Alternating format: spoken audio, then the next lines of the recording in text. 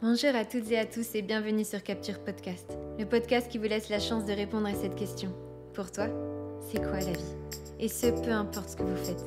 Une question vraiment intime et pas toujours évidente pour nos invités qui ont décidé de relever le défi.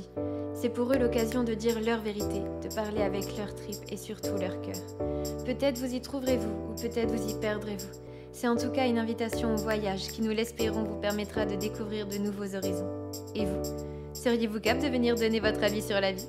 Aujourd'hui, direction les Vosges, on a rencontré Stéphane Brognard, sportif de haut niveau. Pour ne vous donner qu'un seul exemple, il a traversé l'Atlantique en barque. Comment fait-on pour toujours se dépasser, aller plus loin, encore et encore? Et surtout, il nous parle de l'inconfort, du fait qu'il ne pourrait pas vivre autrement. Et je suis plutôt de son avis. L'inconfort nous permet de vivre de nouvelles choses et de découvrir de nouveaux mondes. Je vous laisse avec cet homme, ses aventures et son avis sur la vie assez trépidant. Bonjour Stéphane. Bonjour à tous. On va y aller direct, bien que j'ai déjà l'impression d'avoir fait un podcast juste avant en off en parlant avec toi. Désolé, je parle beaucoup. Mais non, c'est génial, j'ai appris plein de choses, mais j'évitais de te poser des questions pour en garder justement encore après. Comment tu te sens aujourd'hui? Plutôt pas mal, vous arrivez dans une journée un peu particulière dans ma vie, aussi bien d'aventurier, même personnel, qui est l'acquisition et le renouveau d'une vieille ferme vosgienne dans lequel on va y passer, je pense, un sacré paquet d'années maintenant, qui va être aussi le point de départ de tout ce qui traîne dans ma tête pour les mettre sur le terrain, de mon terrain d'entraînement, là, au fin fond des Vosges. Donc, et ce soir, vous aurez en plus la chance d'assister à un concert. Donc voilà, vous êtes plutôt privilégiés, moi aussi, parce que je pense qu'on va passer un bon moment à partir de maintenant jusqu'à ce soir tard. J'ai l'impression aussi, ouais, en arrivant, le cadre est super beau. Tu nous parleras de la ferme, de tout ce que tu fais. On est arrivé au milieu des vaches, des chiens, des chats. J'ai même vu un lapin que j'ai essayé un petit peu de voir un peu plus, mais il se cachait derrière les herbes. Je vais juste te poser 3 questions. Tu réponds sans réfléchir. C'est ce que j'aime bien faire avec mes invités quand je commence.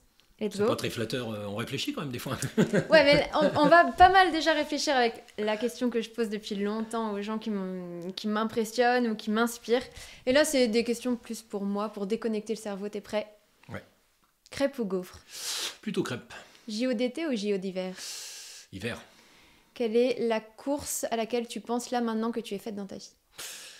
Ah, c'est une bonne chose, ce sera certainement la Barclay, et ça c'est pas d'aujourd'hui, c'est pas d'hier, c'est même pas d'avant-hier, c'est de bien avant, et elle va certainement se concrétiser cette année prochaine, pour tout un tas de raisons, mais les planètes sont bien alignées. Il en reste plus qu'une à mettre de planète, c'est que l'As veuille bien répondre positivement à ma lettre que je vais bientôt lui envoyer, voilà. Énorme. Et la Barclay, c'est quoi pour ceux qui connaissent pas? Alors la Barclay, c'est une course de trail running, qu'on peut quand même dire que c'est du trail running, avec une certaine forme d'originalité, dont j'ai pas forcément envie de dévoiler tous les secrets, mais grosso modo, c'est une réponse à une énigme qui peut s'allier entre du trail, de l'aventure, du hors-piste, de la course d'orientation, du jouer sur les nerfs, et surtout mené de main de maître par Laz, c'est le surnom, de quelqu'un qui a une certaine forme d'originalité, d'humour surtout, que j'aime beaucoup parce que je pense savoir une certaine forme d'humour et de manière de faire et de me comporter vis-à-vis des gens qui s'apparentent beaucoup à ce qu'il est. Donc je suis très impressionné éventuellement à l'idée de pouvoir aller m'amuser avec cette énigme qui chaque année depuis 30 ans maintenant il fait subir, et c'est ça qui me plaît beaucoup, à l'ensemble des coureurs qui veulent bien participer à la Barclay. Juste pour information, la Barclay, donc, c'est une course qui se déroule aux États-Unis, 160 km, ça c'est sur le papier, parce que maintenant elle est quasiment à 200 km. Dès qu'il y a des finisseurs même on peut dire, il durcit la course. Vous avez 5 tours, quasiment hors piste, d'une quarantaine de kilomètres à réaliser. Il n'y a pas de balisage, il y a simplement des points de contrôle qui sont des livres cachés dans la forêt. Déjà, il faut les trouver, juste avec des énigmes, et puis un petit plan et une boussole, parce que la montre GPS est interdite. Et quand vous arrivez sur ce point, à peu près 13 ou 14, vous devez arracher la page qui correspond à votre numéro de dossard. Et vous allez comme ça vous cheminer, et tout hors piste, en pleine forêt. Et quand vous arrivez à faire un tour, vous avez 12 heures maximum par tour, et il faut essayer de faire 5 tours. Depuis 30 ans, seulement 15 personnes ont réussi à faire 5 tours sur les 40 participants par année. Et il change de mail en permanence pour ne pas qu'on le retrouve, mais il ne répond positivement que suite à une lettre qu'on lui envoie. Et si vous recevez une lettre de condoléances en lui disant j'ai le regret de te dire que tu es retenu pour participer à la course, donc c'est déjà un vrai jeu de piste pour trouver le mail de cette personne et ensuite de pouvoir éventuellement être retenu. Et ensuite, vous ne savez pas du tout quand est-ce que c'est le départ. Vous savez que c'est à peu près vers la fin mars et la début avril. Seulement un mois avant, il vous envoie dire ce sera cette date-là. Et à partir de là, vous y allez. Et quand vous arrivez sur place, au lieu de départ, vous avez entre minuit, au jour prévu, entre minuit et midi, vous ne savez pas quand, il sonne une forme de trompe dans un coquillage. Vous savez que donc, vous allez partir 1 heure après. Donc vous ne savez pas quand est-ce que ça tombe.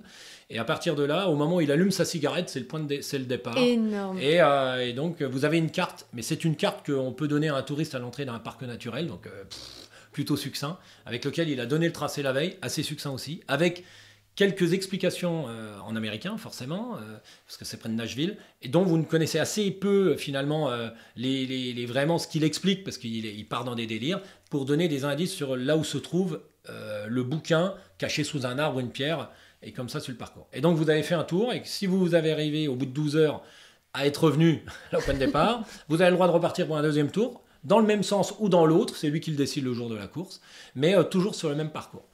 Voilà, et ça me plaît bien.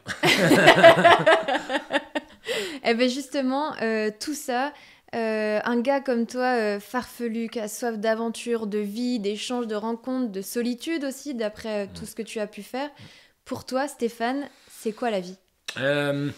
La vie, c'est un espèce de mélange, entre guillemets, enfin je pense que c'est un savant mélange et d'alignement des planètes pour avoir aussi la capacité en permanence de pouvoir mettre dans la matière ce qui traîne au plus profond de soi. Et ce qui traîne au plus profond de soi, c'est aussi un savant mélange de rencontres, c'est aussi un savant mélange de cabossage, c'est un savant mélange que nous sommes en interaction en permanence avec tout ce qui nous entoure, entre les êtres et les choses, et qu'au fur et à mesure de toutes ces rencontres, commencent à se mettre ou des chocs, ou des bonnes choses, ou des émotions, ou tout un tas de choses, et qui nous fait aussi, nous aussi envie d'exister, nous aussi envie d'exprimer des choses, mais pour exprimer ces choses-là, on a besoin de les mettre dans la matière, enfin en tout cas, ce qui traîne comme matière grise, avec tout ce qui nous arrive dans la vie, etc., même des sources d'information, même une ouverture au monde, enfin tout ce qui nous arrive, on a forcément envie de dire des choses. Et pour dire ces choses-là, on les met dans la matière au travers d'événements remarquables, et chacun choisit son outil. Alors, je te l'accorde, Georges Brassens, c'était plus facile, parce qu'il chantait, il disait des textes, donc lui, on voyait bien vers quoi il voulait mettre dans la matière. Ce qu'il avait au plus profond de lui, c'était facile. Et chacun sa petite arme. Je veux dire, il y en a qui le font au travers de la cuisine, il y en a qui le font en aidant dans des associations, il y en a qui le font. Et moi, je le fais en réalisant du sport outdoor. Alors, j'ai commencé à faire cette façon de pratiquer. Donc, c'est pour ça que la vie, moi, je lui donne ce sens-là, en tout cas. Je donne dans le sens que tout ce que je vais faire doit être quasiment en instantané, en permanence, doit être justifié pour avoir l'action de mettre dans la matière ce qui est j'ai au plus profond de moi. Et Dieu sait si on a toujours en permanence sur le feu un paquet de sujets que l'on a envie d'exprimer au plus profond de soi. Le sport, pour toi, c'est un moyen d'expression, de matière grise. C'est mon gros moyen d'expression. Ça a commencé par moi, j'ai la chance d'avoir eu une enfance plus que particulière, avec des parents qui étaient loin d'être tendres, et ça c'est vraiment une chance entre guillemets. Sinon effectivement tu n'as aucune idée d'avoir envie de faire un top 10 à l'UTMB si effectivement tu n'as pas envie de dire vous avez eu tort de me parler comme ça depuis que je suis tout petit. Donc j'ai eu cette chance là. Alors tu le dis pas à 13 ans que c'est une chance, ni même à 14, ni même à 15, ni même à 20, mais quand tu as compris la mécanique, tu t'es dit tiens, en fait cette truc là c'est peut-être une belle opportunité d'avoir besoin de dire merci à ces gens là, de t'avoir parlé comme ça, parce que ça t'a obligé à comprendre cette mécanique, de vouloir exprimer quelque chose au plus profond de toi, vous avez eu tort de me parler comme ça, au travers d'une réalisation qui s'appelait Top 10 à l'Ultra Trail du Mont Blanc, que j'avais mis dans ma tête, que j'allais effectivement concrétiser cette idée-là très précise, au travers d'un Top 10, et ça c'est arrivé 5 ans plus tard. Mais une fois que j'avais compris cette mécanique, ça a été un gros travail sur moi, et je pus dire aussi que j'avais la capacité de pouvoir donc mettre dans la matière, et ça fonctionnait, ce qui traînait au plus profond de moi, et après forcément tu as d'autres choses, parce qu'une fois que tu as dégommé une cause noble personnelle, tu en trouves forcément une autre, et puis tu évolues, tu vieillis, tu rencontres d'autres trucs.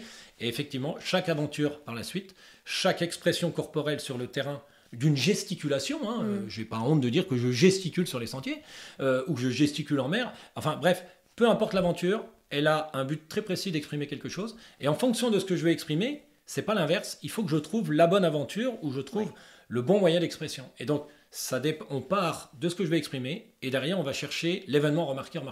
Justement, je voulais te poser une question sur ça parce que j'ai écouté le podcast que tu as fait avec Extraterrien, où tu parles de tout ça. Et toi, tu t'en sers, les murs que tu te prends, ce sont des tremplins. Mais qu'est-ce que tu pourrais dire aux gens qui n'arrivent pas à rebondir ? Parce qu'il nous arrive tous de se prendre des murs. Nos parents nous ont tous dit des choses qui auraient pu nous faire rebondir. Et des fois, on s'attache à ça en tant que victime. Comment on fait pour passer de la victime à la Wayouror ou au Wayouror ? Qu'est-ce que je mets en place pour dire merci à cette situation ? Voilà, au lieu de dire « putain merde », toi tu dis merci. Non, pas tout de suite. Qu'est-ce que je mets en place pour dire merci à cette situation ? Et c'est plutôt une chance. Alors, c'est pour ça que je peux effectivement te dire que pour moi, c'est une chance. Oui, mais comment tu fais ? Parce que toi, tu le fais, mais pour les gens qui n'arrivent pas à passer... Il n'y a pas j'y arrive ou j'y arrive pas. C'est effectivement, qu'est-ce que je mets en place pour dire merci ? Je ne suis pas en train de dire à des gens qu'il faut forcément aller... Parce qu'il y a souvent des gens, ah bah c'est facile, de l'outdoor, machin, on s'éclate en truc, mais on peut le faire au travers de n'importe quel sujet, c'est pas un problème. Mais alors là, par contre, c'est pas la peine de dire, j'y arrive pas, machin, je fais... Qu'est-ce que tu mets en place personnellement pour dire merci à cette situation ? Ça, par contre, après, ça te regarde. Et si tu es un poil créatif et surprenant, tu vas avoir la capacité, il faut rester créatif et surprenant, ça me semble important, tu vas avoir la capacité, quand tu auras compris la mécanique, d'avoir une force et surtout d'être champion du monde de ton petit monde. J'étais la seule personne sur Terre, en faisant un top 10 à l'UTMB, qui allait dire merci à ces gens qui m'avaient parlé comme ça toute mon enfance. Personne d'autre sur Terre n'a eu un jour envie, n'a fait top 10 à l'Ultra Trail du Mont Blanc, au point de vouloir se permettre de dire merci à ces gens qui m'ont parlé comme ça tout petit. J'ai envie de te dire, j'étais le seul dans la catégorie là, à l'Ultra Trail du Mont Blanc. Tout comme je suis le seul dans la catégorie, ce serait vachement bien de voyager de manière différente, etc., parce que ça commence sérieusement à m'agacer, comme tout un tas de personnes dans notre coin, de voir l'action que peut avoir un tourisme un peu qui nous déplaît un petit peu, etc., et ben que de le brailler ou que je sais pas quoi, ou d'en souffrir, effectivement, c'est un peu de souffrance quand on est dans les Vosges de voir des fois certains comportements de touristes qui n'y peuvent rien. Ils ont une manière de consommer le tourisme ou de consommer ici comme un parc d'attractions et de réaliser un acte 4808 avec un mode d'expression assez particulier. Ben voilà, moi j'ai redécouvert mon territoire, j'ai pas eu besoin d'aller à 800 km pour me rendre compte. Et ben, je vais dire, quelque part, j'ai peut-être apaisé aussi ce qui nous fait tous peut-être un peu souffrir, un peu les gens du coin, on les entend bien parler entre nous, quelque part, ben, en montrant ça, quelque part déjà j'apaise un peu ma colère en disant, ben voilà, même moi je suis tout à fait capable de dire que je peux voyager différemment. Là tout à l'heure je vous disais, bah tiens, aller au Haut-du-Taux, bah, tout le monde prend la route pour aller au Haut-du-Taux. Moi j'y vais en vélo, tu vas en voiture, tu vas comme tu veux, peu importe, tu prends la route, tout le monde connaît, et on connaît tous la vision de ce qu'est la route pour monter au Haut-du-Taux. Mais si jamais tu vas tout droit par la forêt, eh ben, tu te rends compte que finalement tu te retrouves mais comme à 800 km de chez toi, et pourtant on est juste à 1 km de chez soi. Et donc effectivement, c'est aussi une manière que d'en souffrir ou que de brailler, c'est qu'est-ce que j'en profite pour dire merci à la situation qui m'est offerte. Et en permanence, c'est cette phrase-là. Alors, je ne peux pas dire, mais comment vont faire les gens qui n'y arrivent pas ? C'est, est-ce que toi, personnellement, là, par contre, est-ce que tu as au moins dit cette phrase-là ? Qu'est-ce que je mets en place pour dire merci à la situation qui m'est proposée, ou qui me déplaît, ou qui me rend nerveux, agressif, voire qui m'affaiblit ? Il y a des gens qui se retrouvent dans une situation de fragilité extrême. Alors, on ne va pas rentrer dans du pathos malveillant, ou bref, avec des situations de vie. Il n'y a pas que ça non plus dans la vie. Il n'y a pas que des situations dramatiques qui sont arrivées à peu près à tous les gens. Mais ben ça me semble aussi important. Comment tu fais pour dire merci à cette situation ? Généralement, c'est une phrase qui marche relativement bien, au point qu'elle ne va peut-être pas marcher aujourd'hui, ni demain. Mais une fois qu'on se l'est dit, elle mouline, elle travaille. Et tu ne sais pas pourquoi, un jour ou l'autre, il y a un alignement des planètes, un truc dans la vie qui fait ting, et cette phrase se revient, et derrière, bram, s'enchaîne un truc. Donc, j'en sais rien, c'est peut-être un mémotechnique ou quelque chose d'assez futile, mais des fois, ça sert à rien non plus d'avoir des mots trop savants. Tu dis à n'importe qui que de sortir des grands trucs. On n'a pas fait 15 ans d'études en psychologie pour être capable de dire à quelqu'un agir. Qu'est-ce que tu mets en place dans ta vie pour dire merci à cette situation, sois créatif et surprenant, et maintenant démerde-toi. Tu peux pas rendre plus service à quelqu'un que lui dire ça, quoi. C'est super, mais c'est ce genre de réponse que je voulais entendre, c'est agir. Agir dans ton monde à toi, comme tu disais. On a chacun son monde et je suis complètement d'accord avec toi. Toi, c'est le sport, il y en a, ça va être la musique, il y en a, ça va être les fruits, on n'en sait rien. Et c'est comment toi, dans ton monde, tu peux agir pour aller au bout de ta matière grise et aller au bout de ce que tu es. De mes causes nobles. Des causes nobles. Alors, les causes nobles, ça peut paraître... tiens, le mec... appelle ça des causes nobles. Bah oui, et il n'y a pas de petites et de grandes causes nobles. Je pense que le concept de la cause noble, il y a des personnes pour qui c'est très important, des choses qui pour d'autres est totalement futile. Et j'ose espérer, enfin moi en tout cas je prends pour très bonne nouvelle quand on me dit ce que tu fais c'est débile, ça sert absolument à rien, encore un truc qui sert à rien. C'est une très bonne nouvelle. Donc déjà au moins, parce que oui, c'est vrai en plus, faire l'ultra trail du Mont Blanc, excuse-moi de te dire, c'est complètement débile. Partir de Chamonix, se foutre sur la tronche 2 jours comme 2 nuits pendant 2 ou 3 jours pour revenir au même endroit sans avoir vu autre chose que 2,50 m devant soi, c'est dans les états où tu te mets, c'est complètement débile. Mais tout le monde est d'accord avec ça. Enfin, je veux dire, je ne vois pas quelqu'un qui serait oh non, c'est super bien. Non, c'est pas super bien, c'est complètement débile. Par contre, si tu es capable de lui donner du sens et que tu sais que cette réalisation, peu importe qu'elle se court en 20 heures ou qu'elle se court en 45 heures, on s'en fout, cette réalisation, parce que c'est quand même une sacrée réalisation, de le courir en 20 heures ou en 45 heures, c'est quand même un morceau, et ben ça va être capable de donner sens à quelque chose qui traîne au fond de toi, et enfin en tout cas de mettre dans la matière. Peu importe. Donc ça veut dire que cette réalisation, toi tu es capable de la justifier. Donc ce qui est complètement crétin, pour peut-être un paquet de monde, ne le sera absolument pas pour toi. Et à partir de là, c'est gagné. Par contre, oui, effectivement, là, ça commence à être merdique, quand des gens vont réaliser quelque chose, où effectivement, la seule nourriture ou la cause noble, ou entre guillemets, la nourriture qu'ils vont être capables d'apporter à l'ensemble de leur corps pour qu'ils se mettent en mouvement, est basée sur quelque chose qui n'est pas du niveau de ce qui est demandé, ou qui vient d'un monde extérieur, ou qui leur a été proposé, ou je ne sais pas quoi, qui ne vient pas de cette matière personnelle. Généralement, ça part en couille. Ça, oui, je suis d'accord avec toi. Donc faire les choses pour soi, pour son monde à soi, sans rien attendre de l'extérieur. Et c'est drôle ce que tu dis parce que j'ai fait du théâtre et mon prof de théâtre disait toujours « Ne courez jamais après les compliments. Si on vous en fait, vous en foutez. Au pire, c'est du bonus, au pire, on s'en fout. Par contre, quelqu'un qui vient vous dire « C'est de la merde », là, intéresse-toi. Exactement. Ça, c'est plutôt des bonnes nouvelles. Enfin, moi, je passe beaucoup de temps à dire à moi-même... Oui, c'est génial que tu appelles ça une bonne nouvelle. Oui, c'est une très bonne nouvelle parce que là, on voit tout de suite si on a affaire à des intelligents plutôt qu'à des gens, effectivement... Ou à des faillots. Qui vont...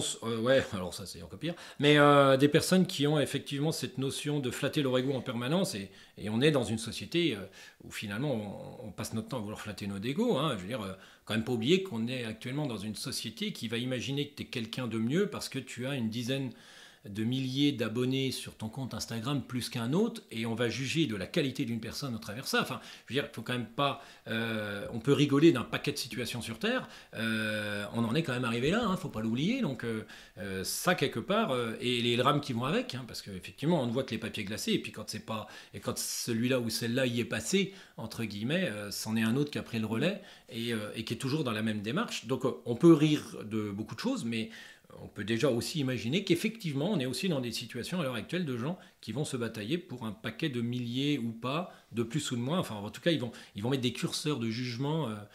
Voilà. Et on en est toujours aussi à imaginer à l'école qu'effectivement, avec une bonne note, ça puisse te donner effectivement la possibilité d'avoir un scooter ou pas, quand tu auras le bac ou pas, parce que même les parents sont de mèche avec cette situation et ce mode de fonctionnement. Donc le gamin, il n'est pas là pour avoir le bac, il est là pour avoir un scooter. Suite à un espèce de bachotage dont il se fout totalement, c'est je ne sais pas quel niveau de prostitution je vais avoir avec mon propre intellect au point de pouvoir avoir le bac et d'avoir un scooter à la finale. Généralement, quand tu pars avec ce postulat, tu imagines que une table partie dans la vie avec un sacré fardeau, quoi. Bon, ouais. On ne sait plus forcément, j'ai remarqué maintenant, pourquoi on fait les choses. Et c'est ce que tu disais, si tu sais pourquoi tu fais une course, ça devient moins débile. Parce que c'est vrai qu'à la base, personne n'a envie de faire Chamonix-le-Mont-Blanc, pas envie. C'est totalement débile. Mais alors, ça c'est plutôt bien de le relever, mais encore une fois, c'est des problèmes de riches. On est dans des situations où de ta naissance à ta mort, on te met dans une situation plus que confortable. Alors attention, parce que je sais exactement, quand tu commences à avoir ce genre de propos, quelles sont assez rapidement les déviances de tout un tas de personnes qui passent leur temps aussi à dire tu sais pas ce que c'est que de souffrir et machin. Alors on n'est pas là pour faire de savoir qui c'est qu'on a une plus grosse au niveau de du curseur de la souffrance. Peu importe, n'empêche qu'on est quand même dans nos sociétés, pardon de dire, plus que chouchouté à tous les niveaux, de la naissance à la mort. Enfin, faut pas non plus me le faire à moi, quoi. Et effectivement, je vois assez peu de personnes à Madagascar se plaindre de tout un tas de trucs. Et Dieu sait si personne sur Terre a envie d'être dans la situation de quelqu'un de Madagascar, encore moins eux. Mais n'empêche qu'ils sont dans une situation peut-être de survie qui fait aussi qu'au quotidien, eux, ils savent pertinemment que chaque action qu'ils vont avoir va avoir un retentissement très net, une nécessité très nette, parce que finalement, cette situation, elle est encore haute, c'est j'ai besoin d'avoir des actions au quotidien simplement juste pour pouvoir survivre encore 24 heures. Et nous, on n'a plus besoin de ça. Donc, quelque part, on a besoin de s'occuper, on a besoin de se trouver des problèmes pour continuer un peu à exister. Enfin, je veux dire, il n'y a jamais eu autant de psy que plus les sociétés sont dans les gens heureux. Je veux dire, la plupart de chaque citoyen français, on va se contenter ici de chez nous, ont la possibilité de ne jamais avoir froid, faim, etc. etc. Il ne faut quand même pas l'oublier, malgré les situations économiques dans lesquelles nous nous trouvons, on a toujours une forme de solution, alors qui, bien sûr, que personne ne souhaite, hein, je suis d'accord avec vous, mais enfin, dans tous les cas, on est quand même bien à dire qu'on est dans des situations plus que confortables. Et plus on est dans des situations confortables, plus on est en quête de sens, et j'entends ça à plein de coutures, des gens, je cherche du sens à ma vie, je cherche du sens à machin. En gros, vous voulez pas m'apporter des problèmes, que du coup ça me donnerait des justificatifs d'aller faire quelque chose pour donner du sens à ce que je pourrais faire, pour combler cette problématique. Bon, ok, oui, très bien. Donc, moi, encore une fois, j'ai de la chance, c'est que moi, les problématiques... depuis la naissance, elles ont été vite réglées, elles ont été vite trouvées. Donc effectivement, quand j'ai été capable... Alors au début, c'est pas très facile, je suis d'accord avec vous. C'est vraiment compliqué parce que tu es totalement en décalage par rapport à l'ensemble de tes congénères, des gens qui sont avec toi à l'école, parce que eux, ils sont dans ce confort-là. Donc là, quelque part, toi, tu as plutôt intérêt à garder ta ligne de conduite, à être assez conscient de ta situation, à ne pas à le dramaturger et à simplement attendre. Parce qu'à 13 ans, à 14 ans, à 15 ans, tu n'as pas la force d'avoir la capacité d'aller mettre dans la matière, tout ce que je viens de vous raconter. Effectivement, il suffit d'avoir la capacité d'attendre. Mais là, quelque part, tu forges aussi un charisme. Et donc, quelque part, c'est pas qu'après tu dis, je vais être plus malin que tout le monde, tu t'en fous d'être plus malin que tout le monde. Je m'en fous d'être plus malin que tout le monde. Mais au moins, déjà, tu passes déjà beaucoup moins de temps à flatter ton ego, parce que tu sais que t'as pas le luxe d'avoir le temps de te flatter de ton ego, t'as autre chose à foutre. Enfin, je veux dire, il y a des choses plus importantes qu'aller flatter son ego. Hein. En attendant, on va déjà essayer de manger.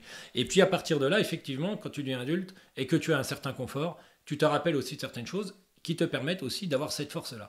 Et bizarrement, alors moi je le dis peut-être avec des mots crus ou une vulgarisation qui est plus facile peut-être à comprendre, mais tu prends à peu près l'ensemble des personnes, que ce soit des acteurs, parce que souvent les acteurs ils sont questionnés, peut-être plus que les sportifs. Les sportifs, on leur demande juste un interview de 13 secondes, grand maximum sur une grande chaîne, où ils vont toujours dire la même chose. Pour un peu, c'est un footeux, il dit encore moins. Et donc, on ne sait pas trop. Mais tu interroges chaque sportif de haut niveau. Et c'est ça aussi la force d'un podcast. Tous les podcasts que j'ai pu entendre, c'est aussi des gens qu'on fait parler un peu plus longtemps. Et si tu creuses un petit peu, effectivement, ils se sont nourris aussi de tout un tas de choses qui leur permettent d'avoir besoin d'exprimer certaines choses. Alors, belles ou moins belles, ou douloureuses ou moins douloureuses, hein, il n'y a rien à voir avec ça. Mais effectivement, il y avait ce truc-là. Donc, toutes ces personnes, quand tu me dis comment on peut les mettre en route, comment on peut les aider, etc., tu as envie de leur dire, vous avez peut-être aussi tout simplement des problèmes de riches parce que vous avez besoin de problèmes pour pouvoir résoudre des problèmes à base de solutions. Il faudrait que je cours. Oh, d'accord, mais pourquoi j'irais courir? Mais j'ai envie de dire, mais oui, comment tu vas les justifier aux employés de ton corps, quelque part, tous ceux qui vont se mettre en eux, comment tu vas les justifier qu'il faut les courir? Mais, pourquoi aller courir? C'est complètement crétin. Parce que tu pourrais tomber une santé. Oui, bon, enfin ça va là, j'arrive à monter dans ma voiture, à descendre de ma voiture, que j'en ai à foutre d'aller courir. Mais il faudrait quand même que tu cours. Ah bon, pourquoi? Parce que tu prends un peu de poids. Ouais, bon, ok, et... Mais je veux dire, il n'y a aucune justification possible. Et puis si ça ne va pas, je prends des médicaments. Ça va me faire... Et puis je mets un anneau gastrique, j'en sais rien. Puis de toute façon, je peux toujours partir en vacances. Puis j'ai toujours la paye à la fin du mois. Qu'est-ce que tu m'emmerdes avec ta course à pied? Qu'est-ce que tu m'emmerdes? Il y a tout un tas de chirurgie maintenant qui me permet de pouvoir vieillir. Tiens, j'aurai moins de rides, j'aurai moins de ci. Tiens, j'ai un peu de vent, je me fais opérer. Je dis, bon, qu'est-ce que tu m'enquiquines? De toute façon... moi j'ai juste envie d'avoir l'air de quelqu'un qui tient un peu la route sur la plage, j'ai mon petit boulot à la fin du mois, je me paye mes petites vacances, je coche les petites cases de la vie d'un homme contemporain. Qu'est-ce que tu m'enquiquines à vouloir faire du sport, de la cuisine, machin? Je veux dire, maintenant j'appuie sur un bouton, j'ai de la bouffe qui arrive à la maison, j'appuie sur un bouton, j'ai un truc qui arrive de je sais pas où, j'appuie sur un bouton, je me suis commandé un voyage. Qu'est-ce que tu vas m'enquiquiner à faire des trucs? Je veux dire, moi je me fous dans mon canapé, je regarde un film et il a bien raison, ce mec-là, quelque part. C'est vrai que c'est vachement sympa. Tu te fous un canapé, t'as un écran, t'appuies sur un bouton, il y a un mec qui t'amène la bouche, peut-être même jusque dans le salon, tiens, qui te donne les couverts, qui te met la serviette. Quelque part, j'ai envie de te dire, et pourquoi on ferait pas tous comme ça? Moi, le premier, je veux dire. Sauf que, arrive un moment, quand tu commences à prendre une certaine conscience, c'est pour ça que je veux dire, être dans son petit monde, c'est une bonne chose, mais ne pas être totalement nombriliste aussi, c'est pour ça aussi qu'il est quand même...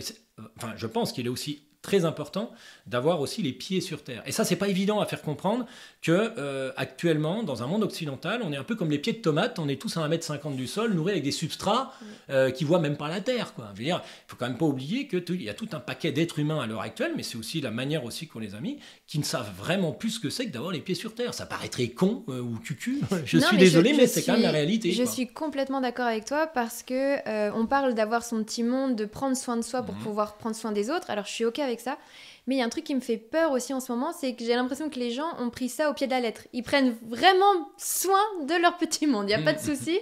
Mais le monde des autres, j'ai pas l'impression qu'ils le voient. Le monde des autres, c'est aussi des fois à double tranchant. Le monde des autres, c'est aussi assez facile de toujours imaginer que c'est tout le temps la faute des autres ou qu'on aimerait bien que le monde s'arrête pour soi. En gros, c'est un peu ça souvent, comment c'est pris. J'aimerais bien qu'ils s'intéressent un peu plus au monde des autres. Et enfin, en grosso modo, occupe-toi déjà de toi, ce sera déjà pas une mauvaise chose, parce que s'occuper des autres, c'est bien souvent, je suis bien content de savoir tout ce qui s'y passe chez les autres pour me rassurer sur le niveau de ce que je suis, et ça c'est aussi une belle petite technique utilisée par tous nos contemporains qui ne font pas grand-chose. Par contre, avoir le sens du créatif, avoir le sens de l'autre, c'est aussi avoir la capacité d'avoir des actes gratuits. Quand on parle de l'autre, entre guillemets, enfin moi j'ai l'impression d'être plutôt bien dans mes baskets, au point d'avoir la capacité de ne pas forcément passer mon temps à aller taper sur des associations pour savoir qu'ils ont besoin d'un coup de main, machin, de trucs, mais par contre de dégager une énergie plutôt positive de par la manière de se comporter au quotidien, entre guillemets, me suffit amplement de dire que je ne pense pas qu'à moi, parce que j'ai fait déjà cet effort-là et que du coup, c'est aussi la raison pour laquelle vous êtes là. Vous imaginez très bien que c'est pas arrivé comme ça, il n'y a pas quelqu'un qui vous a envoyé, vous dites tiens, je me suis un peu intéressé à ce mec-là et je pense qu'il dégage une certaine énergie positive, je serais sympa de le foutre dans mon micro et qu'éventuellement, ça donne aussi une certaine qualité, une teneur à mon podcast et quelque part, ça va donner aussi une certaine couleur aux personnes qui vont l'entendre. Ils vont se dire tiens, non mais ce gars il est complètement débile ou putain moi ça me fait tilt et peut-être que sur la centaine ou les 200 ou les milliers d'auditeurs, il y en a peut-être 2 ou 3 à qui ça va prendre une certaine graine à l'intérieur d'eux-mêmes parce qu'ils sont dans des situations. J'ai presque envie de te dire, c'est gagné, c'est génial, quoi, quelque part. Et dès comme moi, il y en a plein ballon. Parce que moi, j'ai un caractère et une manière d'exposer les choses qui, je l'espère, ne plaît pas à 95% des gens qui vont le recevoir. Et ça, c'est plutôt une bonne nouvelle. Par contre, il y en a 5 à qui ça va plaire. Et ça, quelque part, c'est pas pour flatter mon ego. C'est, quelque part, ça les aide. Tout comme moi, pour en arriver à la situation en 2009, de mettre en place toute cette démarche, quelque part, il a bien fallu aussi que je me retrouve à avoir, à des moments de ma vie, tu sais pas pourquoi, des personnes qui te réouvrent certaines portes, qui sont là, hein. Les portes sont là, qui te rouvrent des portes, et que du coup, au lieu de t'enfourner dans une vie occidentale qui t'est proposée pour actionner toute une vie mécanique du monde occidental, hein, tu vas en Inde, c'est un autre type de fonctionnement, de rouage, mais la méthode est toujours la même, tu as toujours un petit nombre qui essaye de mettre en rouage le grand nombre à des bénéfices personnels ou au profit d'une religion, au profit d'un état d'esprit, au profit du business, au profit de je sais pas quoi, d'ailleurs, peu importe, qui n'est pas du tout dans le sens de rendre les gens heureux. Enfin, ici, ils vont les faire croire que, mais peu importe. Et ça, quelque part, moi aussi, ça m'intéresse. Je trouve ça plutôt sympa. Et je pense maintenant arriver aussi à une situation avec tout un package d'aventures et aussi de mise dans la matière de certaines choses, au point d'avoir la capacité de dire, ben voilà, j'ai suffisamment de recul pour dire la méthode que j'ai utilisée pour avoir une vie, non une vie heureuse, mais une vie chargée, riche, complète, qui a du sens, à peu près dans tout ce que je fais, au point effectivement que quelques personnes puissent capter ce message-là et dire putain, moi ça me fait sens. Parce que j'étais content d'avoir moi aussi des personnes qui m'ont fait sens. On n'en tombe pas du ciel avec des bonnes idées. Non, on se construit au fur et à mesure. Et je pense que j'ai la chance d'avoir rencontré tout un tas de personnes, ou lu tout un tas de personnes, ou été attiré par tout un tas de personnes, qui à force de prendre un petit 2% par-ci, 2% par-là, je me suis forgé quelque chose. Mais je n'étais pas un simple pied de tomate nourri au top substrat parmi plein de pieds de tomates qui se ressemblent tous. J'ai envie de te dire, j'ai l'intention, entre guillemets, que je pense, et ça me semble très important, d'être unique sur Terre. Et moins tu plais, plus t'es toi-même. Alors c'est une espèce de contradiction, mais je suis plutôt fan qu'on ne m'aime pas, quoi, quelque part. Tu vois, je suis plutôt fan, quoi, quelque part, parce que je sais que moins je vais plaire, plus je serai moi-même. Et plus je vais me spécialiser, tout en respectant les choses et les êtres. Et respecter les choses et les êtres, ça, il n'y a pas besoin d'avoir été éduqué. Vous allez aux 4 coins de la Terre, vous dites à n'importe qui sur Terre, c'est quoi respecter les êtres et les choses? Bizarrement, on a à peu près tous la même définition. Bon, grosso modo. Donc je ne pense pas d'avoir d'intrusion malhonnête envers qui que ce soit. Par contre, d'avoir des comportements ou des façons de parler ou des idées qui ne soient pas plus, ça, quelque part, ça me va plutôt bien. Et donc, si tu consacres un tout petit peu de personnes à qui ça va faire tilt, c'est cool, quoi. Parce que ça veut dire que ces personnes-là, je fais partie de tout un maillon de leur chaîne qui ne s'appelle pas forcément TF1, Fun Radio, BFM et le supermarché du coin. C'est ça qui est intéressant. Je suis complètement d'accord avec toi sur le fait aussi, et c'est rigolo, je me suis fait la réflexion il n'y a pas longtemps, qu'il y a une énorme différence entre ne pas aimer et ne pas respecter. Il y a des choses que l'on n'aime pas, mais ça n'exclut pas le respect, au contraire. Tu peux respecter quelqu'un que tu n'aimes pas. Tu peux continuer de dire bonjour, tu peux même pardonner, ça n'a rien à voir. Je suis plutôt fan même moi je suis plutôt fan de ne pas aimer tout un tas de personnes, parce que je suis un peu près sûr que ça va me permettre d'être un peu différent le lendemain. C'est-à-dire que plus j'ai la chance de mettre en place des personnes qui ne vont pas être d'accord avec moi, parce que ça se met assez facilement en place en fait. Oui, c'est vrai. J'aime beaucoup le faire. Donc, tu dois avoir l'art de poser la petite question qui, hop là. Où je mets en place des situations assez facilement au point que je sais que les personnes m'en veulent ou n'ont pas du tout, ne m'aiment plus ou ne m'aiment pas et qui me le communiquent surtout. Et ça, je trouve ça plutôt marrant parce que des fois, ça aide bien pendant les aventures déjà pour aller plus loin. Des fois, je vais dire, au fait, je vais comme pas leur donner raison, ces cons-là. Donc, des fois, tu remets le pied de plus. Mais par contre aussi, ils ont cette capacité quelque part d'exprimer des choses qui soient sensiblement différentes ou avec des points de vue sensiblement différents des miens. Parce que quand tu t'entoures de personnes comme toi, excuse-moi de te dire, ça va vite tourner en rond. T'es sur une ligne et ça ne bouge plus. Ça te rassure, voilà. Oui, voilà. S'entourer de personnes pas comme soi, pas d'accord avec soi, ça c'est plutôt pas mal. Moi je trouve que c'est plutôt pas mal parce qu'effectivement à chaque instant t'es toujours en train de rectifier un petit peu. C'est inconfortable finalement. Non, il faut pas de confort, ça c'est prendre du plaisir et le confort, ça c'est une horreur. Bon bref, et surtout ça va aussi donner la possibilité de pouvoir en permanence peut-être rectifier un peu ses propres choix, ses propres tirs. Voilà. Il y a une question que j'aimerais beaucoup te poser aussi de par la traversée que tu as faite de l'Atlantique. C'est la solitude, la question de la solitude, parce que je sais qu'il y a pas mal de personnes qui ont peur de ça. Moi, j'en ai eu peur aussi.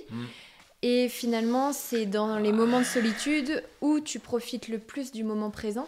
Ouais, j'étais pas vraiment seul. Peut-être pas à l'Atlantique, mais... Si, l'Atlantique, je passe 72 jours sans voir un être humain. Non, je te mens, 62 jours sans voir un être humain. J'étais vraiment seul. Alors quelques communications radio et quelques communications messages avec son routeur, mais sinon très peu de relations, très peu. Et puis je suis seul physiquement. Alors la relation avec la solitude, c'est marrant parce que je pense que c'est un être relativement social. Il y a très fréquemment toujours du monde autour de moi. Vous voyez bien depuis qu'on est arrivé ici, et c'est comme ça en permanence. Il y a toujours, c'est une maison qui est plutôt ouverte. Il y a toujours des gens qui passent, ça toque, ça rentre, ça sort. Il y a des athlètes qui viennent, qui partent. Enfin, il y a toujours du monde chez nous. Au grand désespoir des fois de Joy, il dit j'aimerais bien être un peu tranquille là, avec mon mec là. Mais effectivement, c'est aussi mon tempérament. Par contre, me retrouver dans ces situations-là, c'est plutôt préférable. Déjà, quand je faisais de la compétition en trail, avant de faire de l'aventure, j'avais besoin de m'isoler au point d'imaginer qu'il n'y avait absolument personne autour de moi. Parce que tu as besoin d'avoir une concentration très précise sur tout ce qu'il fait et de ne pas te déranger justement par les autres. Est-ce que ça te viendrait à l'idée de vouloir écrire un livre en ayant dans le hall d'une gare, dans quelques conditions particulières, sinon ça ne te viendrait jamais à l'idée. Tu vas aller te trouver une cabane au fin fond de la Dordogne, près d'une rivière. Et même si tu écris dans le hall d'une gare, parce que des fois j'aime beaucoup écrire. Tu arrives peut-être à t'isoler, mais tu restes dans ton monde.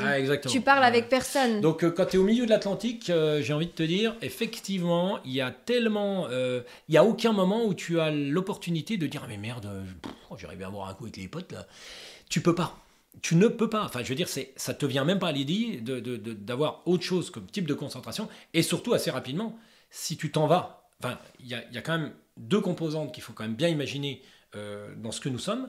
On a un véhicule, notre corps, et il y a un pilote dans le véhicule. Donc, c'est pas le tout d'avoir, par exemple, le bon véhicule. Si tu as un tocard de pilote, tu vas pas aller bien loin, quoi, je veux dire. Alors, par contre, mais dans tous les cas, même si tu n'as pas une énorme bagnole, un super véhicule, il faut dans tous les cas, peut-être même encore plus, et Dieu sait si moi j'avais quand même pas un énorme véhicule quand pour la première fois, moi la mer elle s'appelait Lac de Gérardmer, la deuxième mer que j'ai rencontrée c'est traverser l'Atlantique à la rame.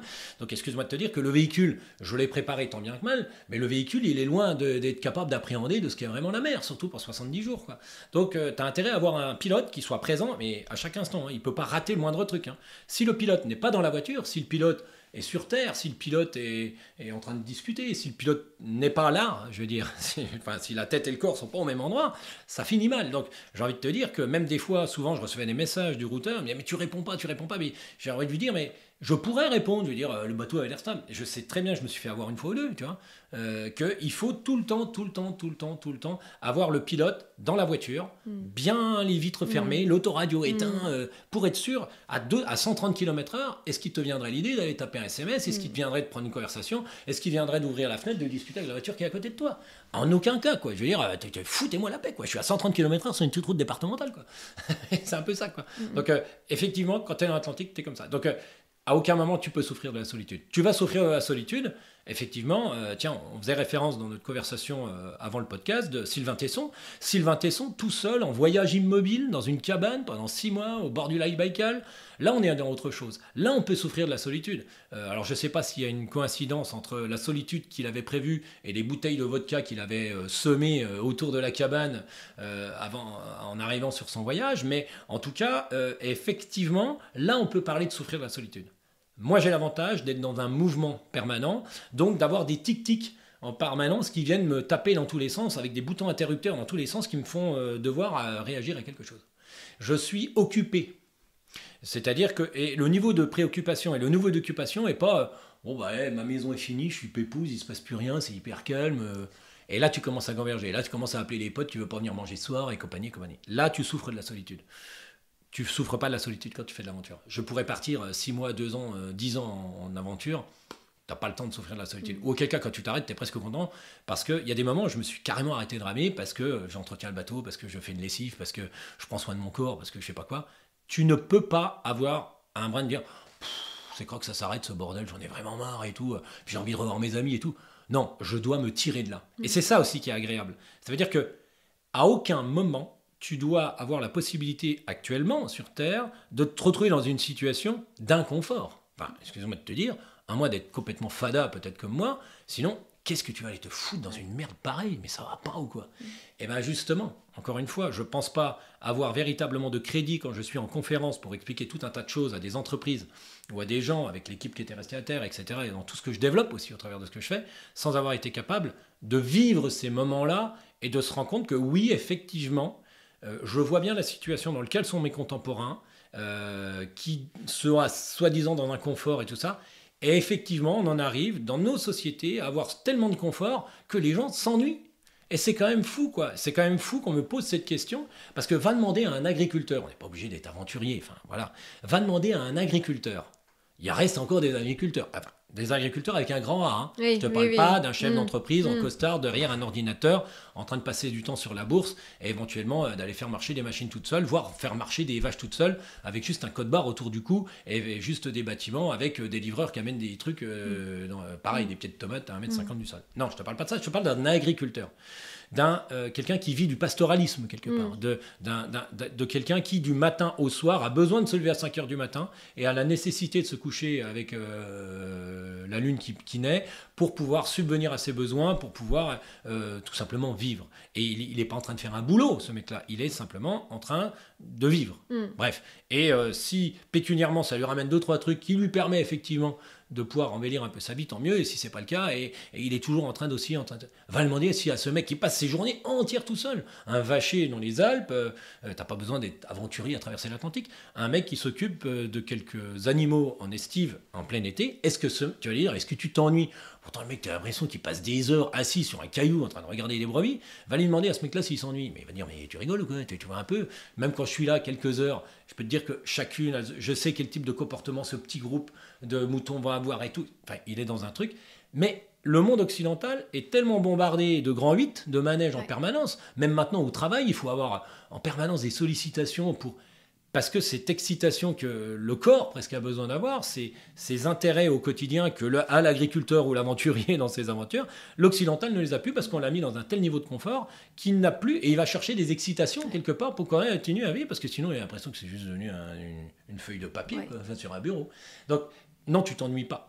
Tu t'ennuies pas quand tu vis, quoi. Enfin, effectivement, quand tu survis ou quand tu es dans un vulgaire parc d'attractions où tu sautes de manège en manège, effectivement, entre chaque manège, tu peux avoir des zones d'ennui parce que tu n'as pas construit toi-même tout ce qui t'anime ta vie, mais tu vas consommer des trucs. Je ne suis pas un consommeur de parcs d'attractions qui cherche un nouveau parc d'attractions parce qu'entre 2 parcs d'attractions, il s'ennuie. Non, voilà, ça, je suis d'accord avec toi. Ouais. Et c'est super parce que tu es venu à ma prochaine question, c'était l'ennui. Mais je sais que tu fais souvent ça, que tu réponds à la question d'après, donc c'est parfait. Ouais, je comprends bien la différence entre créer l'ennui, ce que les sociétés occidentales font quand même, et quand tu t'ennuies finalement, comme tu dis, t'as fini une course, t'as fini, je sais pas, 6 mois de solitude en pleine mer, donc après tu vas peut-être t'ennuyer parce qu'il se passe rien, mais là t'es heureux en fait. T'es heureux que pendant quelques heures... Là, tu dis vivement que je m'ennuie. Parce que ouais, c'est ça. L'ennui, t'es presque content de l'avoir. La personne qui est juste là en bas, qui attend qu'on ait terminé pour passer un coup d'aspirateur, non pas que ce soit Joy qui passe aspirateur, mais bref, on a bien compris la situation qu'aujourd'hui on était à droite à gauche et qu'elle veut à tout prix passer un coup d'aspirateur. Pour les gens qui arrivent ce soir, Joy est moyennement des fois très heureuse de voir que mon temps de latence entre je termine une aventure et entre les deux, il va être content de s'ennuyer, ne dépasse pas quelques heures, quoi, ou quelques jours. Tu t'ennuies 10 minutes. Ouais, c'est ça. Et même si je suis très content de m'ennuyer et de sentir que je vais peut-être m'ennuyer, le seul problème, c'est que quand tu as terminé une aventure, tu as tellement plein de choses à exprimer au fond de toi et tu as tellement compris les bienfaits de cette méthode-là et que tu es tellement heureux de la vivre que tu es déjà dans la prochaine, quelque part. Tu es déjà au train de te dire, ah bah tiens, je pense qu'au travers de cette aventure, j'ai pu exprimer ce truc-là. Enfin, j'ose espérer qu'au travers de la communication qui va suivre de ce truc-là, va ressortir aussi un message qui est celui que j'ai envie d'exprimer, etc., etc. Mais tu es déjà dans l'écriture du prochain bouquin, quoi, enfin, de la prochaine aventure. Et quand tu écris déjà la prochaine aventure, tu es déjà surtout en train de dire comment je vais pouvoir matérialiser ce qui traîne au fond de ma nouvelle cartouche intellectuelle que j'ai envie d'exprimer, comment je vais la mettre dans la matière, bah tiens, plutôt ça, bah oui, ah bah tiens, ça va être tel type d'aventure. Ah, ok, très bien. Et à partir de là, bah, il faut que j'ai le véhicule adapté à la mise dans la matière de cette aventure. Alors c'est quoi comme véhicule qu'il te faut ce coup-ci? Ah bah ça va être un véhicule de rameur. Ah, et puis le coup d'avant c'était un véhicule de mec qui fait du ski-roue. Et puis là, le prochain véhicule, c'est un mec qui va monter à 8000 mètres pendant 7 semaines, en autonomie quasiment totale. Donc, ah ouais, donc bah, tu vois bien qu'en ce moment, j'ai un véhicule de mec qui a fait 3 mois de travaux. Donc, bah, le véhicule d'un mec qui a fait 3 mois de travaux, c'est quand même pas le mec qu'un mec qui fait de la natation, de l'haltérophilie, du baby-foot, ou effectivement, bah, c'est pas le même type de véhicule. Et forcément, j'agresse mon corps d'une certaine manière, et en réponse aux agressions, mon corps met en place des adaptations. C'est comme ça que le corps humain évolue envers un lutteur, un boxeur, un nageur, un mec qui fait de l'escalade ou de la danse classique. Donc, il l'agresse de manière ciblée par rapport à quelque chose, et comme le corps n'aime pas souffrir, il met en place en retour aux agressions des adaptations. Effectivement, à force de ramer 1 heure, 2 heures, ça commence à chauffer, j'attends pas que ça casse, j'attends, le corps il dit, oh, qu'est-ce qui vient de m'arriver? Tu recommences le lendemain, il dit, oulala, attends, je vais mettre un peu de corne là, parce que si c'est pour que ça pète et puis que ça saigne et puis que ça fasse mal, le corps n'aime pas avoir mal. On a la chance que le corps s'adapte incroyablement. Enfin, s'adapte, ça veut dire s'adapter, c'est mettre en place des choses pour ne pas souffrir. Donc effectivement, moi je mets en place des choses pour ne pas souffrir quand je vais porter un sac pendant 15 jours de X kilos. Donc je me trimballais avec 30 kilos dans le dos pour préparer en hors-piste tout droit pour préparer Onek 4808.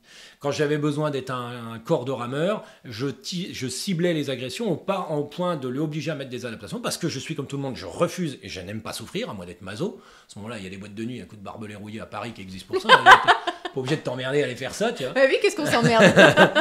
Ça serait vachement plus simple. Par contre, si tu veux, effectivement, de pouvoir avoir besoin d'un nouveau corps, un nouveau véhicule entre 2 aventures, et ben voilà, une fois que tu as fait germer l'idée, une fois que tu as trouvé l'événement remarquable qui va pouvoir mettre dans la matière cette idée, t'as pas vraiment le temps de t'ennuyer, que tu dis, bah tiens, je vais tout doucement agresser, enfin je vais chercher les moyens. Parce que je crée aussi des techniques d'entraînement, finalement, tu es bien obligé, parce que vu les aventures que je fais, excuse-moi de te dire qu'il n'y a pas un bouquin, comment s'agresser pour être un bon triathlète, comment s'agresser pour être un bon rameur d'Atlantique, comment s'agresser pour être un mec qui fait du tout dans la forêt, comment s'agresser pour monter à 8000, comment s'agresser pour faire la Barclay, ça n'existe pas de trop, quoi, si tu veux. Donc, tu es bien obligé de créer tout un tas de trucs, et tu fais des thèses, des essais, à coup d'agression. Est-ce que c'est les bonnes agressions qui va mettre en place les bonnes adaptations pour être sûr d'avoir le bon véhicule, pour pouvoir réaliser la performance? C'est déjà la donnée de base. Et une fois que tu as ce véhicule-là, quand tu vas te retrouver dans l'aventure... Je rappelle juste, pour ceux qui nous écoutent, que par véhicule, tu veux dire corps physique. Oui, le corps physique. Moi je comprends, c'est un sacré véhicule quand même. C'est un sacré véhicule. Un véhicule, c'est un truc qui te déplace, non? Je suis complètement d'accord, mais je veux m'assurer que tout le monde comprenne. Effectivement, le jour où tu as le bon véhicule, enfin, tu te dis, bah voilà, j'ai tout mis en place pour que quand je vais prendre le départ de ce truc-là, je pense avoir le bon véhicule. Pour pouvoir répondre à la demande qui est marcher tout droit dans la forêt avec 35 kilos sur le dos pour pouvoir aller rallier le Mont Blanc dans une bande de 400 mètres. Et j'ai le bon véhicule. Ou, grosso modo, j'ai mis en place les choses pour avoir le bon véhicule. À partir de là, te voilà parti. Et effectivement, à l'intérieur de ça, tu te rappelles aussi au quotidien, enfin tu te rappelles pendant la durée de l'épreuve, hein, ça ne dure jamais non plus qu'une journée, ou 2, 3, 4. À chaque instant, tu passes par des moments où les employés de ton corps, ils ont envie de faire grève. Mais t'arrêtes quand ton bordel? Tu as aussi la chance de les nourrir, et la seule nourriture que ces gens veulent avoir, parce que tu as plutôt intérêt à avoir un sacré compte en banque, hein, pour les payer pendant 15 jours. Et l'argent de ces gens-là, ça s'appelle le sens. Le pourquoi je fais ça. C'est ça qu'ils ont besoin. Sinon, je ne vois pas du tout pourquoi les ouvriers de ton corps iraient chercher le pain à pied, à 400 mètres, plutôt qu'en voiture, si tu n'as pas été capable de les payer. Mais ils vont dire, mais va te faire foutre. Monte dans ta voiture, c'est quand même vachement plus simple, tu tournes la clé, tu vas chercher ton pain à 400 mètres. D'ailleurs, pourquoi y aller à pied? Pourquoi nous obliger à nous mettre en route à 6h30 du matin, excuse-moi de te dire, pour faire 400 mètres à pied en plein hiver, alors qu'il suffit? Mais toi, tu as un certain niveau de compte en banque pour être capable de quand même les payer à 6h30 du matin. Le chef d'entreprise qui n'a pas le pognon en banque pour payer ses employés à 6h30 du matin, tu n'en as pas un qui vient, ou si tu les obliges, ils vont tous faire grève, ils vont te saboter l'outil de travail. Bizarrement, tu vas te tordre une cheville et il va se passer un truc. Donc effectivement, tu vas avoir la capacité de leur expliquer, tu vas dire, mais non, mais si tous les gens comme moi ne prennent la voiture, l'accélération du changement climatique, ça c'est de l'argent comptant que tu donnes à tes employés, et du coup ils se mettent assez facilement en route. Et ben moi au quotidien, dans mes aventures, j'ai aussi besoin de ce truc-là. Pourquoi tu as vraiment besoin? Parce que ce que je veux te dire, quand tu passes nuit et jour dehors, à dormir dans les bois, sous la flotte, la boue, il n'y a rien qui sèche et tout, évidemment, alors que tu es à 400 mètres d'une route, tu fais du stop, tu rentres chez toi, tu dis, bordel, quoi, c'est complètement débile. Eh ben non, ça l'est pas du tout, parce que tu sais aussi qu'en franchissant cette ligne d'arrivée, qu'en réalisant cet événement remarquable, ça va te donner la chance de pouvoir mettre dans la matière, parce que un événement remarquable, des caméras, un micro, des gens qui viennent pour un podcast, et tu as la capacité d'exprimer ce que tu avais envie d'exprimer au travers de ces trucs. Donc ça te donne... Là, le compte en banque, il est bon, quoi. Enfin, et encore une fois, tu choisis aussi l'événement remarquable au niveau du compte en banque. Parce que si effectivement, ta cause noble personnelle, ça c'est aussi important. Ta cause noble personnelle, c'est quelque part, eh ben, écoute, ça fait 15 ans que je n'ai pas fait le sport. Je n'ai pas fait le sport depuis 15 ans parce que je m'occupe de mon entreprise, j'ai autre chose à foutre. Mais par contre, je vois bien que le corps, il est un peu parti en javel. Et j'aimerais bien retrouver un corps digne de ce nom, enfin, peut-être avoir une certaine autre image que celle que j'ai actuellement devant ma femme, par exemple. Parce qu'en 15 ans, je vois bien le regard que ma femme a sur mon corps a légèrement évolué. Ah bah c'est sûr qu'on est à l'abri financièrement, mais sur ce côté-là, ça ne me plaît pas. Donc ça, c'est une cause noble. Dire, ben, j'aimerais bien remettre mon corps en route pour pouvoir... C'est une super cause noble d'ailleurs. Et quelque part, donc voilà le niveau d'argent disponible pour mettre en route les ouvriers de son corps. Retrouver un corps qui a une certaine prestance. Et donc je vais le marquer par un événement remarquable au point que le fait de réaliser cet événement remarquable va m'obliger à avoir un véhicule qui ne soit pas celui que j'ai en ce moment, parce qu'on cherche quand même quelque chose, mais qui ne soit pas trop fort. Pour cette raison personnelle, peut-être que la personne va dire « Tiens, je voudrais faire la diagonale des fous. » Juste retrouver un corps un peu plus acceptable et faire la diagonale des fous, mon pauvre ami, tu vas te faire dégommer. Enfin, la contrainte va te dégommer. Oui. Enfin, en tout cas, la réalisation, la mise dans la matière est beaucoup trop élevée. Elle n'est pas du même niveau que ta cause noble. C'est génial ce que ça tu aussi, dis. C'est important. Ça veut dire super. Que voilà le niveau de compte en banque, voilà l'argent que j'ai à donner à mes employés pour qu'ils... pour qu'ils aillent mettre du charbon et puis qu'ils actionnent les bras ou je sais pas quoi, autant on parle pas comme des enfants, mais en gros c'est un peu ça quoi. Mais quel est le niveau de compte en banque? Le niveau de compte en banque, en gros, c'est retrouver un autre aspect physique simplement pour avoir quelque chose d'autre à présenter devant la glace et devant ma famille quand je suis sur la plage après 15 ans sans sport. Je vais choisir de pouvoir réaliser le semi-marathon de ma ville. Là, quelque part, effectivement, pour réaliser un semi-marathon, il faut un véhicule quand même particulier, enfin en tout cas déjà pas celui qu'il a depuis 15 ans sans sport, et il n'a pas le bon véhicule du tout, il n'y a pas photo, au bout de 2 km il sera arrêté. Donc il va avoir besoin de se mettre en route à coup d'agression et d'adaptation pour finalement obtenir le bon véhicule qui va être capable. Et quand il va être dans l'épreuve, c'est pas pour ça qu'il va aimer courir, mais il va aimer surtout au quotidien, enfin surtout pendant ces 2 heures ou 1h30 de course à pied, en permanence se dire je veux et j'ai besoin à tout prix de cette ligne d'arrivée, non pour avoir une photo sur Facebook à la noix, mais pour, au moment où je franchis la ligne d'arrivée, inévitablement, réalise un événement remarquable qui assouvit ma cause noble personnelle. En l'occurrence, j'ai forcément transformé mon corps parce que de celui qui y était à celui qu'il est nécessaire pour faire 21 km, eh ben, effectivement, ils étaient raccords du même niveau. Ça matérialise parce que quand je franchis la ligne d'arrivée, je vois bien qu'effectivement, dans le sourire de mon épouse, le regard est sensiblement changé et peut-être aussi physiquement, elle voit bien qu'il y a eu un changement et quelque part, on est dans les cordes. Ça me semble, c'est exactement la même chose. Moi, je fais ça avec des causes nobles qui peuvent être des fois sensiblement différentes que celle-là, mais c'est exactement la même histoire, quoi. C'est très juste ce que tu dis, ne pas taper trop haut quand on veut atteindre un objectif. Déjà, atteindre son objectif, c'est déjà pas mal. Mais ne pas forcément l'aimer. Je veux dire, c'est pas grave de ne pas aimer, mais on a trouvé le bon outil. Ce chef d'entreprise, il aurait peut-être préféré choisir un autre sport ou une autre activité pour avoir un corps. C'est vrai aussi. Mais finalement, il va dire, écoute Stéphane, je t'ai déjà entendu en conférence, et finalement, avoir une paire de baskets, parce que je suis toujours en déplacement, une paire de baskets et un petit sac de sport, où que je sois, même en plein Paris, j'arriverais à me dépatouiller. Si tu m'avais dit, ou si on avait dit pouvoir réaliser la finale du championnat des Vosges de football avec mon ancien club, avec les corpos, bon, je peux peut-être y aller qu'une fois par mois à l'entraînement. Alors, ça laisse tomber, ça va pas marcher cette histoire. Par contre, là, effectivement, c'est le bon outil. La course à pied, c'est le très bon outil. Par exemple, la course à pied. Pour une autre raison, ça aurait pu être autre chose. C'est pas pour ça qu'il aime la course à pied. Mais il va surtout aimer la capacité d'assouvir une cause noble personnelle. On n'est pas là à tout prix pour aimer ce qui va se passer, entre guillemets. Mais il va surtout aimer ce qu'il va pouvoir tirer de cette situation. Et c'est ça aussi qui est important. Mais on en vient finalement à ce que tu disais. Est-ce que pour toi, la vie, si je résume, c'est l'inconfort ? Ouais. Ça, je suis pas forcément fan du confort. Ça, je te l'accorde. J'ai peut-être même... Alors là, par contre, c'est presque un défaut pour moi. C'est-à-dire que... Et je pense que mon entourage savent très bien que ça, c'est peut-être quelque chose qui est pénible chez moi. C'est que je ne supporterais pas le confort, et même moi, ça me rongerait d'être dans le confort, parce que j'aurais sensiblement l'impression de me dégrader, ou de mentir, de régresser, ou de je sais pas quoi. Et effectivement, d'être en permanence dans l'inconfort, ça c'est chiant chez moi. Ça c'est peut-être de trop. Mais bon, voilà, personne n'est parfait, c'est comme ça. Mais ça, c'est un côté très chiant chez moi. Effectivement, je supporte pas le confort, rien qu'à l'idée, déjà que ça me mette dans la situation de ce que tout le monde recherche. Tout le monde cherche le confort. Et vu que j'ai pas du tout envie de ressembler aux autres personnes, dès que je vois que tout le monde aime le confort, je dis bon, déjà, il n'y a déjà pas vers la cam là qu'il faut aller, parce que quand je vois dans l'état qu'ils sont, par contre, je préfère être dans l'inconfort. Et j'en ai presque fait une espèce de patte. Alors maintenant, j'ai la chance d'avoir 46 ans et de commencer aussi à me raisonner là-dessus. Dire, mais c'est pas grave, parce que tu n'es pas non plus dans un confort de l'oisiveté. Oui. Tu n'es pas dans un confort dégueulasse, quoi. Enfin, oui, tu vois ce que je veux dire. Donc maintenant, j'ai la chance, plutôt de. Mais sinon, effectivement, je suis pénible là-dessus. Ouais. Comme ça. Mais c'est peut-être pénible dans le sens où les gens qui t'accompagnent dans ta vie, ta femme, ta famille, ils n'ont pas le choix de continuer de t'aimer comme ça s'ils veulent... Une horreur, mais bon. Une horreur. Ils font avec. Mais comme tu dis, on a chacun nos défauts et c'est ce qui nous alimente aussi nos qualités. Ouais. Alors des fois c'est pénible parce que tu vas trop vite. C'est-à-dire que j'ai pas terminé un truc, je suis déjà dans un autre. Au point des fois de peut-être pas avoir attendu rien que 48 heures, rien que quelques jours de plus ou une semaine de plus, au point de laisser mûrir une véritable cause noble personnelle, au point de tout doucement qu'elle se fasse plus tout seul. Alors j'ai la chance d'avoir traversé l'Atlantique, et ça, quelque part, ça m'a cassé ce truc-là. Ouais. Ça m'a pas calmé, parce que, encore une fois, c'est le confort calmé, je vais me pas calmer, mais ça m'a cassé ce truc. C'est-à-dire que dans l'Atlantique, je me suis rendu compte que je n'étais que la dernière roue de la charrette.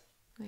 C'est-à-dire que la première roue de la charrette, ça s'appelait le vent, le courant, la houle, les conditions météo, le niveau de fatigue, l'usure de la mer, 24 heures sur 24, 7 jours sur 7, et ça recommence. Et du coup, tu en arrives à la fin, tout ce qui t'a été proposé, tes planètes sont là et arrivent à s'aligner. Et à un moment, arrivé tout à la fin de toute cette chaîne, de tous ces éléments, ils te disent... Oui, tu peux ramer 13 heures par jour et on verra bien si on veut te faire avancer. Ok. C'est pas, bon alors écoute, la côte elle est dure, machin, je mets en place un système, je vais lui casser la gueule. Ça machin, rien ne dépend de toi dans l'Atlantique. T'es rien, mais rien du tout. Rien. Et quand tu te rends compte que t'es rien du tout face à la nature, c'est je m'en rends compte au bout de entre 11 et 12 jours. Quand même. Bah ouais, parce que tu te bats quand même 11-12 jours, tu te bagarres 10, 12, 13 heures. Au bout du 12e jour, j'étais déjà à 13 heures de rame par jour. Tu les tabasses, ça te pose aucun problème. Sauf qu'à un moment, tu dis, putain, j'ai beau faire. En fait, mais elles s'en foutent, mais alors Mais c'est ça le pire, en fait. C'est que, en plus, tous ces éléments-là, mais se foutent, mais alors, à un niveau. Et même les oiseaux qui passent par là, même le dauphin, même le poisson, mais tout le monde s'en fout, quoi. Tout le monde s'en fout. T'es rien. Ouais. T'es rien, mon gars. Ah ouais, ok. Mais alors, attends, comment ça rien du tout. Il n'y a que la nature pour faire sentir ça. Tu peux me dire, t'es rien. Et effectivement, on a affaire actuellement, dans tous nos pays occidentaux, on met tout en valeur, on a l'impression qu'on est tout, quoi. Enfin, on est à la chaîne de tout. Et même personnellement, on a créé des réseaux sociaux pour être capable de dire, mais en fait, t'es le centre du monde, mon gars. En fait, tu te rends compte que si demain, toi, tu t'arrêtes, le monde s'arrête de vivre. Enfin, t'es la pièce maîtresse du monde entier. Toi, là-bas, au fin fond d'un petit village dans les Vosges, avec tes tant d'abonnés, ton machin, mais t'es le centre du monde, quoi. Ah bon ? Et là, tu te retrouves dans un vrai élément. Là, par contre, tu peux pas tricher derrière tout ce décor de western et de magazine qui est notre vie, là. Et là, mais non, t'es rien du tout.